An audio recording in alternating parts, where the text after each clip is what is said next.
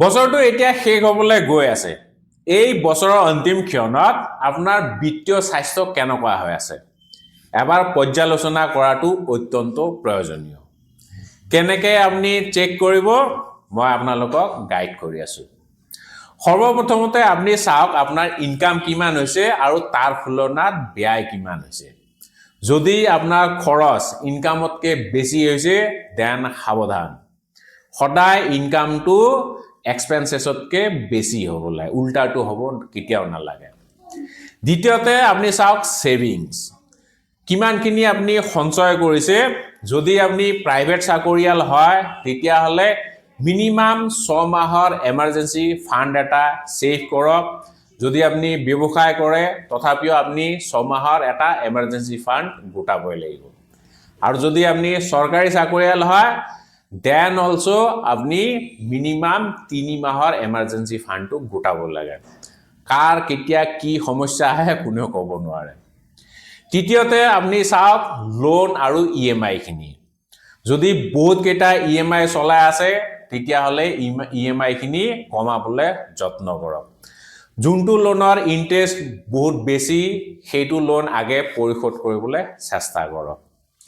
তাৰ পিছত আপুনি চাওক ইনভেষ্টমেণ্টখিনি। SIP যদি চলাই আছে ঠিক ঠাক চলি আছে নে, কিবা SIP লেপছ কৰিছে নি, তাৰপিছত কোনবা ফাণ্ডে আণ্ডাৰ পাৰফৰ্ম কৰি আছে নি, আৰু আপোনাৰ পোৰ্টফলিঅ'টো বেলেন্স হৈ আছে নে নাই। চিন্তা কৰিব নালাগে, যদি বেলেন্স নাই হোৱা ৰিবেলেন্স কৰিলে হৈ গ'ল। তাৰ পিছত আপুনি চাব লাগিব বীমা ইঞ্চুৰেঞ্চ। আপোনাৰ হেল্থ ইঞ্চুৰেঞ্চ আছে নে নাই, হেল্থ ইঞ্চুৰেঞ্চ মাষ্ট হয় আৰু আপুনি পাৰিলে এটা টাৰ্ম প্লান কৰি থ'ব। বেলেগ ইঞ্চুৰেঞ্চ নাথাকিলে একো কথা নাই, কিন্তু এই দুটা ইঞ্চুৰেঞ্চটো মানুহৰ থাকিবই লাগে। এণ্ড শেষত আপুনি নতুন বছৰৰ কাৰণে পৰিকল্পনা কৰক, নতুন গ'ল কিছুমান ছেট কৰক।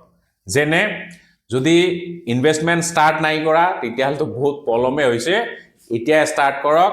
আৰু যদি আপুনি SIP চলাই আছে SIPটো ষ্টেপ আপ কৰিবলৈ যত্ন কৰক, মানে এমাউণ্টটো অলপমান বঢ়াই দিয়ক। আৰু নিজৰ ইনভেষ্টমেণ্টখিনি এবাৰ ৰিবেলেন্স কৰি পেলাই চাওক।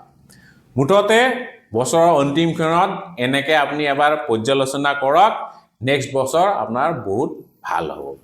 বাই দ্য ৱে ইয়াতে মই আপোনালোকক ক'ব বিচাৰিম, যদি আপুনি অলৰেডি ইনভেষ্ট কৰি থৈছে মিউচুৱেল ফাণ্ডত আৰু আপোনাৰ ফাণ্ডে ভালদৰে পাৰফৰ্ম কৰিব পৰা নাই, কিবা প্ৰব্লেম হৈ আছে নি, এনেকুৱা ধৰণৰ হয়তো ডাউট কিছুমান আপোনাৰ মনলৈ আহিছে, চিন্তা কৰিব নালাগে। আপোনালোকৰ বাবে আছে RLBR মিট।